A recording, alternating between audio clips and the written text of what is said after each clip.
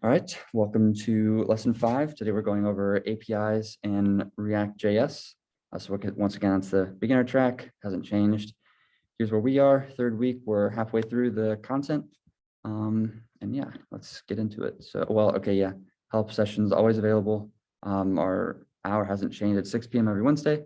And we'll get the recording up every Sunday, hopefully. And once again, you should join the Slack and Brightspace, have a text editor, open GitHub, especially this week because there's some demo code this week and starter checkpoint code to work with. Also Node and NPM for React. So to review, in the past weeks, we've gone over JSX. It's basically just HTML and JavaScript. You can create reusable HTML tags, and it's very nice because you can style it just like HTML with your CSS. And then this is what we did last week. We really went into props and state using both of them. Prop is really good for passing data between components, and state is good whenever you want to make a lot of copies of the same component, but you want them all to look different because state is only for each instance of the class. And then for having functions in your React component, like for an on-click button, you must bind this with a callback binder. Once again, all that's in lesson 4 code and the slides. And so now we're getting to more ReactJS. So there's a thing called the component lifecycle. If you've never heard of it, basically it's the timeline of a component loading and unloading and everything in between. You can set predefined, we have a set of predefined methods and we can run code depending on where it is in this lifecycle. So here are the 3 lifecycle methods that we'll be using. Component did mount, so that happens right after the render function is called. So when React is going through your code, it'll do the constructor, and then it'll do your render function and return whatever JSX there is. And then once that gets rendered to the DOM, then it calls component did mount. And this is good if you want to make sure, like, yep, my component rendered, now I'm going to do stuff to it. And then unmount is the opposite. It's when you're sure that your component's about to be unrendered, taken out of the DOM. And the last one is component did update. I personally haven't used this much, and neither is Hadi. I know there's some use cases for it, but we wanted to cover it just in case. It's whenever a component is finished changing. This is pretty finicky though, because if you update your state or part of the component within this method, then it's going to create an infinite loop. So just be careful of that. It might crash your browser. We won't be using it for this lesson, but we might in the future. So that's why we wanted to include those or include that one. Yeah, you'll definitely be using these 2 a lot. Okay, and then if you're unfamiliar with maps, the JavaScript map function, it creates an array by running a function over another array. So it's similar to lambdas or list comprehensions in Python, if you're familiar with that. Basically, all you do, I think we have the syntax on the next slide. Yeah. So it's literally just, you have your variable. This is some array that we defined earlier. And then you use the map method. And then we're using the arrow function right here. You can call this whatever variable you want. We're just calling it element. So basically what happens is for every element within some array, we're returning the element doubled. So map output would be like the doubled version of some array for every element. And that's very useful, and we'll talk about that more in a couple slides, but that's the syntax. Just get familiar with that. I'll demo it now. First though, Hadi brought up, what was I recording? Okay, good. I forgot if I wasn't. Yeah, Hadi brought up a good website, just good visual of the total life cycle of a component. Basically, so we have the constructor, as I was saying, and then it's rendered, and then component did mount is triggered. And whenever there's like a set state or any new props or force update, that's when component did update is called. That's the dangerous one, so look out for that. And then when it's unmounting, it's just component will unmount. So there's a difference between the render phase and the commit phase. This is just a nice visual to show when these are actually happening. Mostly because I was confused whether or not render happened before or after component did mount, and it's clearly before. So hopefully that's useful to you guys. All right, and now I'll do demo 1. Okay, so once again, this is lesson 5 code. So let me walk through the code first. This is the output. I'll explain why this is happening. Okay, so demo 1. You see we're using a component, demo 1 component. We're doing it the class way.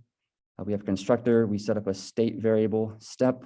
We initialize it to be 1 because what we want to show here is like the steps for the life cycle. So we're starting with step 1. So let me run through what React would do in the order they would do it.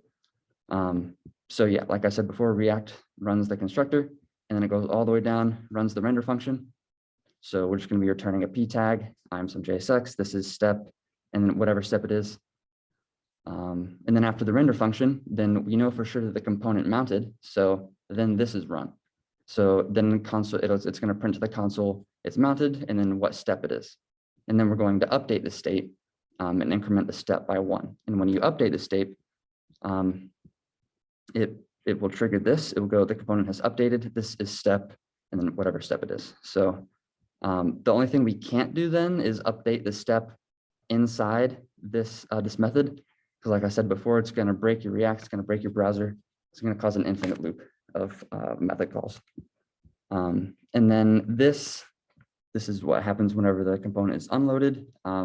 So this would be the last step. And with that, here's the output to the console. So you can see the component has mounted. This is step 1. So that was this call right here. So that was the component did mount. So that's called first. And then whenever React saw that we'd incremented the step state variable, it triggered the component did update method and called it there. And then what's actually rendered was changed. It is step 3 because it was incremented once again. So that's the life cycle. Once again, that visual was helpful to me, so hopefully it was helpful to you. And then let me demo. I think, do we have maps? That was in the next demo. Okay, cool. So you can use maps with JSX, and it's very useful because that's how we get really modular web pages to work. It's very useful. Let me demo it now. Okay, so let me just comment this out. Okay, so demo 2 component, you see we're passing in some props. It's going to be an array of numbers 1 through 5. Here's the code. So you see it's a simple constructor, no state variables. Here's the map. So this is the syntax I was talking about. Our list of nums, this is going to be the output. All we do is we take that props array, the numbers 1 through 5, and then we iterate through each number and just return the number nested within the list item tag. And so that's JSX in there, and that's very useful because then what we can do, now we're going to have an array of JSX elements.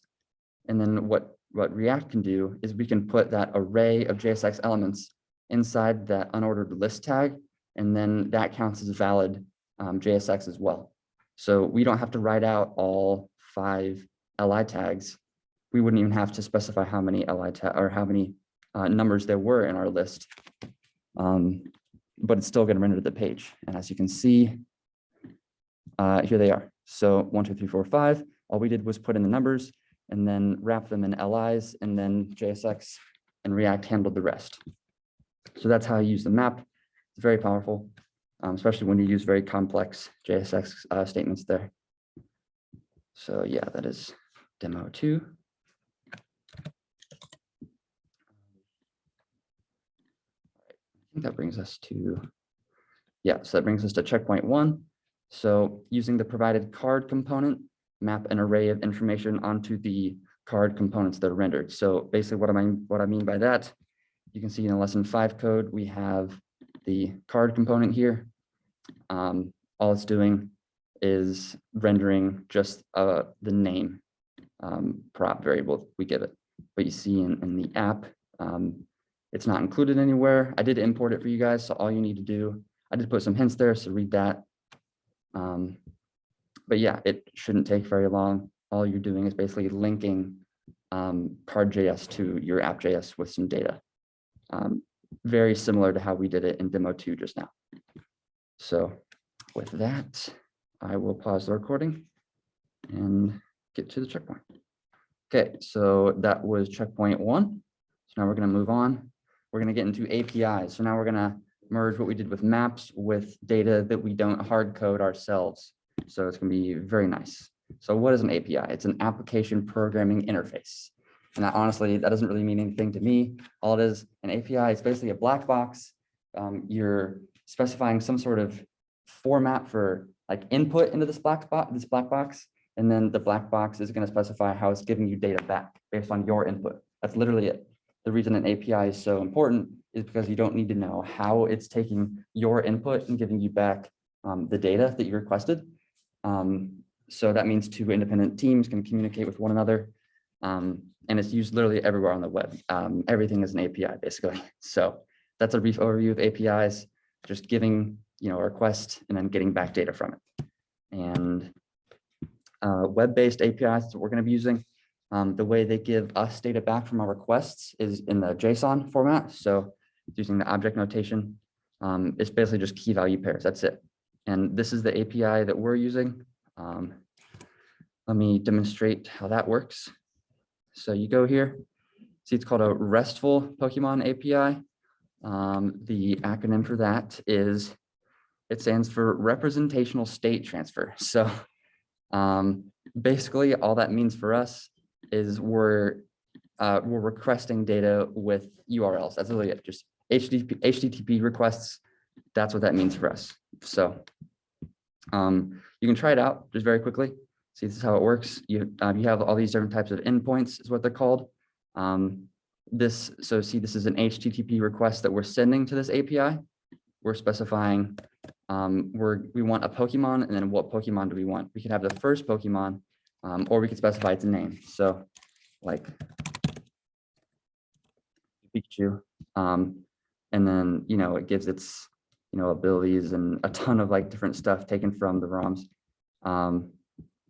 But yeah, you could also do it by number. So number 1, I think, is Bulbasaur. Yeah. So you can just play around with this. See it also, you can get stuff by type or ability. For your final project, you'll mostly be doing it by either name or by ID. So the other important thing to know when you add queries, so these are what the things after the question marks mean. So let's say here you want Pokemon, but you only want to render, or you only want to request the first 20, because maybe you want your web page to load pretty quickly instead of loading like 100. So if you limit to 20 at a time, then it'll be a faster request. So you have 20, and then what offset do you want? So this would be the offset for the Pokemon's ID. So how Bulbasaur was number 1. If you wanted to have Bulbasaur, then you would have the offset of 0. And then it would be, you're going to get a list, an array. And it's important that it's an array because that's what we told you guys about maps, because you'll be using a map iterating over each key value pair being the Pokemon. So yeah, that was the point of maps. You see, we're given the first 20 in the Pokedex, starting with Bulbasaur and then going down to Eradicate. So that's how that works. Also note that it starts at 0 there, I believe. Yeah, so even though that's kind of confusing, because even though it's number 1, its actual index is 0. So just keep that in mind. But that's the API. That's what we'll be using. And yeah, just keep the syntax for queries there in mind. So React and APIs, basically, like I was saying, you can use the JSON data and map it into a component, which is super nice. And it allows us to create an interface that will change depending on the data we receive and depending on the data we request.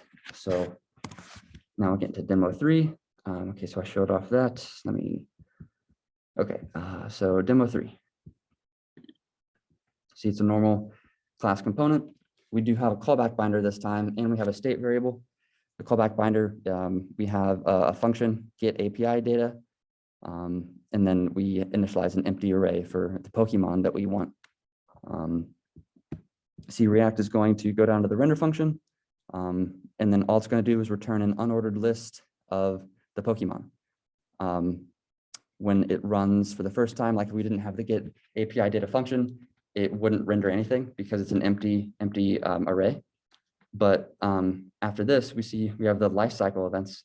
So once render is run by React, then we're going to call the get API data function because that's when we know the page is loaded for sure. So we don't want to call for the API data before you can even see the DOM. So that's the point of that. And then you take into this function. See, it's async right here. We're going to get much more in depth about asynchronous code in the next 2 weeks. We're not really going to cover it this week because we're not really getting into it too much. So just take our word for it. This is how you do it. Basically, it's because we don't know when the request is going to be fulfilled. So that's why you have to use async. And yeah, these 3 lines are provided to you. This is how you're basically going to do all your requests. You specify some URL, see how we want Pokemon. We want the first 10 starting with with no offset. So as I was showing before, those are the 2 queries. So your URL is just going to be a string.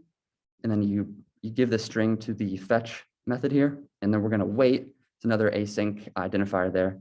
We're going to wait for a response. And then we're going to store that in the response variable. And then once we have the response, we're going to turn that into JSON that we can use. And remember, it's going to be an array of JSON variables. And because of that, then we can map over the results array. And so for each item being a Pokemon with a key value pair for name and URL, we're going to use JSX to map an item to be JSX item. So then we're going to use setState. We update the Pokemon state variable from an empty array to be the mapped JSX array. So we're adding the Pokemon we got from the API to the Pokemon state. And then once React sees that setState is called, it knows to re-render the component. So then it's going to call this again. And then we're left with this. So you see it is an unordered list of the first 10 Pokemon that we requested, starting with no offset. So that is how you combine an API call with the JavaScript map function. See, we're mapping it to JSX. So very useful. And this is a very simple example. But obviously we could turn these each into a card component. And that's literally how you do your final project. So that's demo 3, showing APIs with React. And now we're going to get into checkpoint 2. So you're going to want to write code to download data from an API, like basically exactly what demo 3 does. I didn't provide any example code because demo 3 is the example code. When I do the final project, I'm literally just going to copy basically this function because it's such a good function that it just gets your data in a JSON array. It's perfect. So I'd recommend keeping this for reference or just knowing where it is to go back to it. But yeah, what I would do, I would just honestly duplicate this component, name it something else, and then try messing around, with how it displays. If you want to get really fancy, you could try, get each into a card component, like shown here.